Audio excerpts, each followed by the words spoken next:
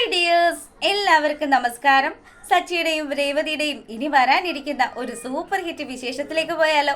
അങ്ങനെതാ നമ്മുടെ രേവതിയുടെ സ്വർണ്ണമൊക്കെ അടിച്ചു മാറ്റി ചന്ദ്രയും പുന്നാര മോനും കൂടെ അടിച്ചു പൊളിച്ച് ജീവിക്കുകയാണ്. അപ്പം ഈ സമയത്താണെങ്കിലോ സ്വർണം പോയത് അതെങ്ങനെ മുക്കുപണ്ടമായെന്നൊക്കെ കണ്ടുപിടിക്കാൻ വേണ്ടി നമ്മുടെ സച്ചി ഒരു പ്ലാൻ അങ്ങ് ഉണ്ടാക്കുകയാണ്. അങ്ങനെ ചന്ദ്രയ്ക്കും അതുപോലെ തന്നെ നമ്മുടെ രവിക്കും ഒക്കെ ചായയൊക്കെ കൊടുത്ത് രേവതി അവിടെ അങ്ങനെ നിൽക്കുകയാണ്. ഈ സമയത്താണെങ്കിലോ സച്ചി വീടിന് വെളിയിൽ വന്നു. അപ്പം വരുമ്പോൾ തന്നെ സച്ചിയുടെ മുഖത്തൊക്കെ മൊത്തത്തിലൊരു മാറ്റമാണ്.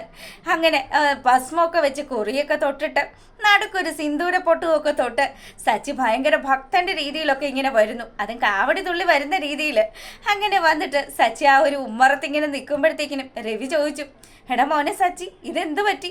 നീ അമ്പലത്തിലൊന്നും പോവാത്തതാണല്ലോ, നിന്റെ മുഖത്ത് ഇത് എന്താണ് ഈ ഇരിക്കുന്നതെന്നൊക്കെ ചോദിച്ചു. ആ അച്ഛാ, ഒന്നും പറയണ്ട അച്ഛാ, ദേ സ്വാമി വന്നതാണ് എന്നൊക്കെ പറഞ്ഞിട്ട് നമ്മുടെ സച്ചിയാണെങ്കിൽ ഏതോ ഒരു ദൈവം ശരീരത്ത് കയറിയിട്ട് തുള്ളൂല്ലേ, അങ്ങനെ ഉറഞ്ഞു തുള്ളുന്നത് പോലെ അവിടെ നിന്ന് തുള്ളുകയാണ്. അപ്പൊ ചന്ദ്രയ്ക്ക് പേടിയായി, ഇവൻ ഇത് എന്താ ഈ കാണിച്ചു കൂട്ടുന്നത്?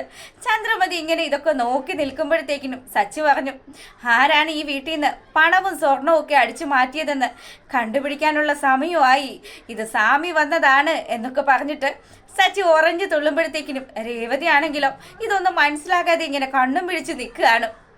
അപ്പൊ രവി പറഞ്ഞു, മോളെ രേവതി, ദേ സച്ചിക്ക് എന്തോ വയ്യായികയുണ്ട്, നീ അവനോട് എന്താ പ്രശ്നമെന്ന് ചോദിക്കെന്ന് പറഞ്ഞു. അങ്ങനെ നമ്മുടെ രേവതി വന്നിട്ട് വിളിച്ചു, സച്ചിയേട്ടാ നിങ്ങൾക്ക് എന്താ പറ്റിയത്? അപ്പോഴാണെങ്കിലോ സച്ചി പറഞ്ഞു, അതെ ഇത്രയും നേരം ഇവിടെ നടന്ന് സംസാരിച്ചത് ഞാനല്ലായിരുന്നു, അത് സ്വാമി വന്നതാണെന്ന് പറഞ്ഞു. ദേ രേവതി, നിന്റെ സ്വർണ്ണമൊക്കെ ഇവിടുന്ന് മോഷണം പോയില്ലേ? അപ്പോഴത്തേക്കിനും ഞാൻ അടുത്തുള്ള ഒരു സ്വാമിയെ പോയി കണ്ടു, അയാളുടെ അടുത്ത് നിന്നും ഒരു സൂത്രം ഞാൻ കൊണ്ടുവന്നിട്ടുണ്ടെന്ന് പറഞ്ഞു. കള്ളനെ ഇന്ന് തന്നെ നമുക്ക് കണ്ടുപിടിക്കാൻ പറ്റുമെന്നും പറഞ്ഞു. ഇതൊക്കെ കേൾക്കുമ്പോൾ ചന്ദ്രമതിക്ക് പേടിയായി. ചന്ദ്രമതി മാത്രമല്ല, ആ സമയത്താണെങ്കിൽ നമ്മുടെ ശ്രുതിയും കൂടെ വന്നു. അപ്പം ഇവനിത് എന്ത് വട്ടാ കാണിക്കുന്നത് എന്നുള്ള രീതിയിൽ ശ്രുതി ഇങ്ങനെ നോക്കുമ്പോഴത്തേക്കിനും ശ്രുതിക്ക് വട്ടം ചുറ്റി നമ്മുടെ സച്ചി അവിടെ വന്ന് നിന്നു. അതുപോലെ തന്നെ നിങ്ങളൊക്കെ കള്ളത്തരം ചെയ്തിട്ടുണ്ടെങ്കിൽ ഇന്ന് തന്നെ ഇത് പുറത്തു വരും.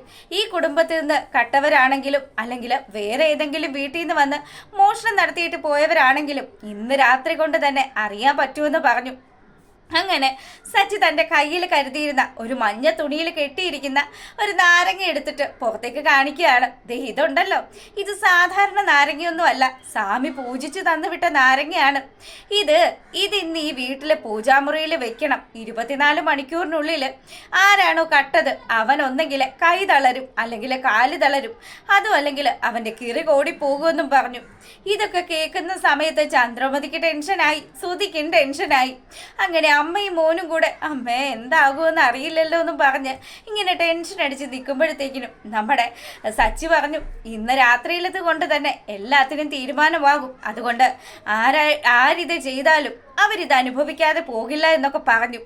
ഇത് കേട്ട സമയത്താണെങ്കിലോ ഇവൻ എന്തോ വട്ട് കാണിക്കുകയാണ് എന്നുള്ള രീതിയിലൊക്കെ നമ്മുടെ ശ്രുതി സംസാരിക്കുമ്പോഴത്തേക്കിനും രവി പറഞ്ഞു, അല്ല ശ്രുതി, അത് വട്ടൊന്നും അല്ല, ഞങ്ങളുടെ നാട്ടിലൊക്കെ ഇങ്ങനെയൊക്കെ ഉണ്ടായിട്ടുണ്ട്. പണ്ട് ഒരു കള്ളൻ ഇതുപോലെയൊക്കെ ചെയ്തിട്ട് അവന് ആ ഒരു സ്വർണവും പണവും ഒക്കെ എവിടെയാണ് ഒളിപ്പിച്ച് വെച്ചതെന്ന് ഇതുപോലെയുള്ളൊരു സ്വാമി കണ്ടുപിടിച്ച് പറഞ്ഞതാണ്. അതുകൊണ്ട് ഇതിലൊക്കെ ഞങ്ങൾക്ക് വിശ്വാസമാണെന്ന് പറഞ്ഞു. ശ്രുതിക്കാണെങ്കിലോ, ഈശ്വര ഇതെന്തൊക്കെയാ ഈ കാണുന്നത്, താൻ കാണുകയും കേൾക്കുകയോ ഒന്നും ചെയ്യാത്ത കാര്യങ്ങളാണ് ഇവിടെ നടക്കുന്നതെന്നും പറഞ്ഞ് അവളിങ്ങനെ ചിന്തിച്ച് നിൽക്കുമ്പം നമ്മുടെ വർഷയാണെങ്കിൽ കുറച്ചുകൂടെ മോഡേൺ ആണല്ലോ. അപ്പോൾ വർഷയ്ക്കും ഇതൊന്നും ഉൾക്കൊള്ളാനേ സാധിക്കുന്നില്ല. വർഷയാണെങ്കിൽ പിന്നെ ഒരു നാരങ്ങ കൊണ്ട് അത് ഒരാളെ തളർത്തിക്കളയാനൊക്കെ പറ്റുമോ? ചുമ്മാ പറ്റിക്കില്ലേ സച്ചി എന്ന് പറഞ്ഞു.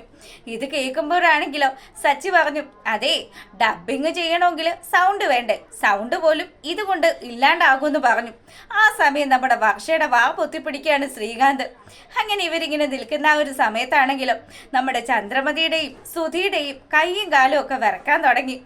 അങ്ങനെ അവർ ആ ഒരു റൂമിൽ നിന്ന് പോകുമ്പോഴത്തേക്കിനും സച്ചി രേവതിയുടെ കയ്യിൽ ഈ ഒരു നാരങ്ങ എടുത്ത് കൊടുത്തിട്ട് പറഞ്ഞു, ദേ മോളെ, ഇത് പൂജാമുറിയിൽ കൊണ്ട് വെക്കണം, എന്നിട്ട് നല്ലതുപോലെ തന്നെ പ്രാർത്ഥിക്കണം. നിന്റെ സ്വർണം കട്ടെടുത്തവര് ഇന്നത്തോടുകൂടി പാഠം പഠിക്കണമെന്നും പറഞ്ഞു. അങ്ങനെ അവൾ പറഞ്ഞതുപോലെ തന്നെ ചെയ്യാണ്. അതിനുശേഷമാണെങ്കിലോ രേവതിക്ക് നല്ല സംശയമുണ്ട്, സച്ചി പറഞ്ഞതൊക്കെ ഉള്ളതാണോ എന്ന്.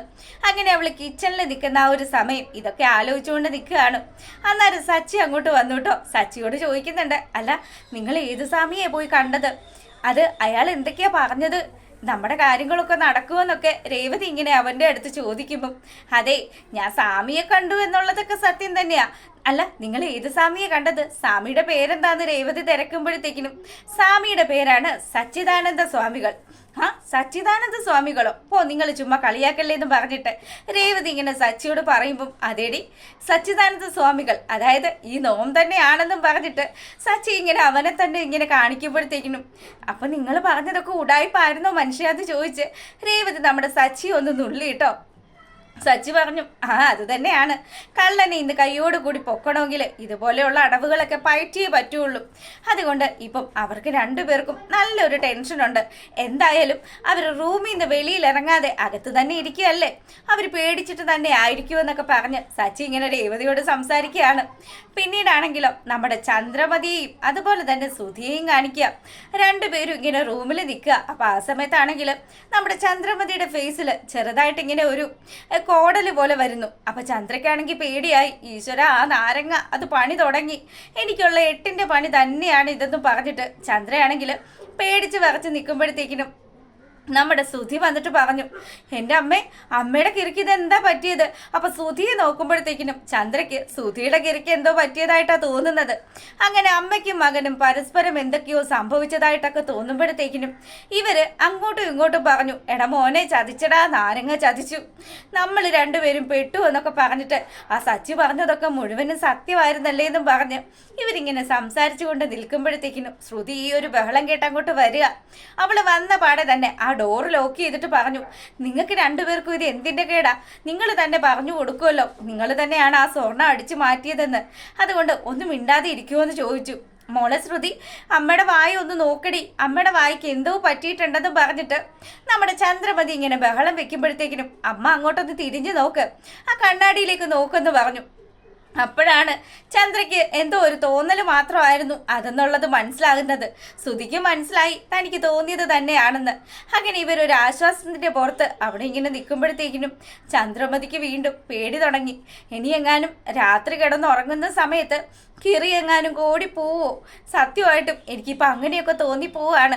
ഞാൻ ഇനി എന്ത് ചെയ്യുമെന്ന് പറഞ്ഞു. അമ്മ ഇവിടെ നിന്ന് ചുമ്മാ വട്ടം തിരിയാതെ റൂമിൽ പോയി സമാധാനമായിട്ട് റെസ്റ്റ് എടുക്കെന്നും പറഞ്ഞ് ശ്രുതിയാണെങ്കിൽ ചന്ദ്രമതി അങ്ങ് പറഞ്ഞു വിട്ടു. പിന്നീട് ശ്രുതിയും കൂടെ റൂമിലിരിക്കുകയാണ്. അപ്പം ഈ സമയത്താണെങ്കിൽ ശ്രുതി പറഞ്ഞു, നിങ്ങൾക്ക് വല്ല ആവശ്യം ഉണ്ടായിരുന്നോ? നിങ്ങൾ ഇങ്ങനെ ഒരു കള്ളത്തരം ചെയ്തത് കൊണ്ടല്ലേ ഇപ്പൊ പിടിക്കപ്പെടാൻ പോകുന്നത്. അവര് പറഞ്ഞ പോലെയൊന്നും സംഭവിക്കുമെന്ന് എനിക്ക് തോന്നുന്നൊന്നുമില്ല. അതിലൊന്നും വലിയ ലോജിക്കൊന്നും ഇല്ലാന്ന് പറഞ്ഞിട്ട് നമ്മുടെ ശ്രുതി ഇങ്ങനെ സംസാരിച്ചു. അപ്പോഴാണെങ്കിലോ ശ്രുതിക്ക് നല്ല ടെൻഷനുണ്ട്. നീ ഇവിടുന്ന് എങ്ങും പോവരുത് കേട്ടോ, നീ എൻ്റെ കൂടെ തന്നെ ഇരിക്കണമെന്നൊക്കെ പറഞ്ഞിട്ട് നമ്മുടെ ശ്രുതിയെ പിടിച്ച് അടുത്തിരുത്തുകയാണ് ശ്രുതി. പിന്നീടാണെങ്കിലോ നമ്മളെ കാണിക്കുന്നത് വർഷയെയും ശ്രീകാന്തിനെയും ഒക്കെയാണ്. അപ്പം രണ്ടുപേരും ഇങ്ങനെ സംസാരിച്ചു കൊണ്ടിരിക്കുന്ന ആ ഒരു സമയത്താണെങ്കിലും വർഷ പറഞ്ഞു, അതെ, ഇതൊക്കെ ഉള്ളത് തന്നെയാണോ ഈ നാരങ്ങ കൊണ്ടുള്ള പരിപാടി? ഉള്ളതാണെന്നൊക്കെയാണ് ഞാൻ കേട്ടിരിക്കുന്നത്. എന്തായാലും അത് ഇന്ന് അങ്ങനെയൊക്കെ സംഭവിക്കുമോ? കട്ടെടുത്തത് ആരായിരിക്കും? അല്ല, ഈ സിദ്ധൻ ആരായിരിക്കും എന്നൊക്കെ പറഞ്ഞ് ഇവര് ഭയങ്കര ഡിസ്കഷനിൽ നിൽക്കുമ്പം നമ്മുടെ രേവതി ആ റൂമിലേക്ക് വരിക. അപ്പൊ രേവതി വന്നതും, അല്ല രേവതി, സച്ചി പോയി കണ്ട ആ ഒരു സിദ്ധൻ ആരാണ്? ആ സ്വാമിയെ കുറിച്ച് എന്തെങ്കിലും ഡീറ്റെയിൽസ് അറിയാവോ എന്ന് ചോദിക്കുമ്പോൾ നമ്മുടെ രേവതി പറഞ്ഞു, അതെ, ഞാനിപ്പോൾ പറയാം, വാതിലൊന്ന് അടച്ചോട്ടെ എന്ന് പറഞ്ഞു.